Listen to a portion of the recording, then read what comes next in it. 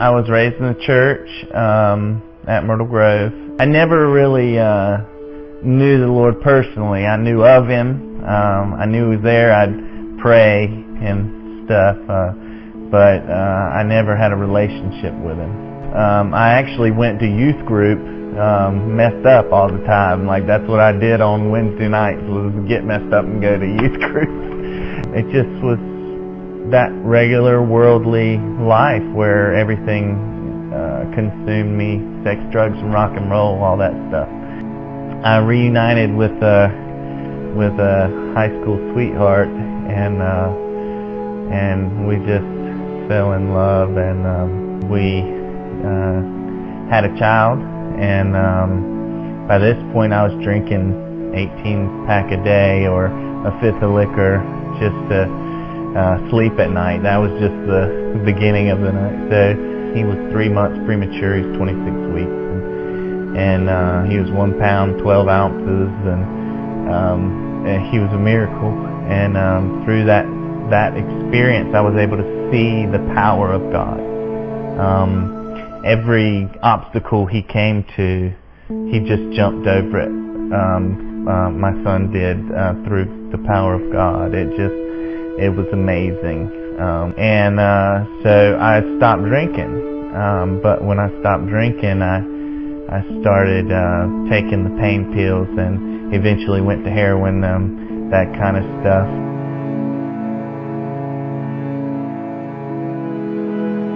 And I was selling drugs to buy my drugs, so she didn't know about any of that. You know, I had my own money, you know, that sort of thing. And she ended up leaving and taking the baby and everything. And basically everything was stripped away from me in life, all the worldly things. And one afternoon, I couldn't find any dope, and so I was withdrawing, and I just got on my knees and I begged, and I said, God, I can't do this anymore by myself. I need you. And I just felt Him just come into the room. He just this love. I knew that God loved me. So I called her, and I called my grandmother, and I said, I told my girlfriend at the time, I told her, she's my wife now, of course, I need you guys to come back. The alcohol and drugs were just, my mind changed, where now I didn't want that anymore. The desire wasn't there to do that anymore. The physical addiction was there, because those are very strong physical addictions, but the mental addiction was not there. And so anyways, we got through that, went to programs, got into programs and everything, and so out there is when God started teaching me who I was and who He was, and who I was supposed to be for my son and for my wife. And you know, out there, of course, I was convicted that I need to marry this girl. You know, like this is a covenant between me and her to God, that we are going to live our lives for Him, and that we would do it together. And so we got married and all that, and slowly but surely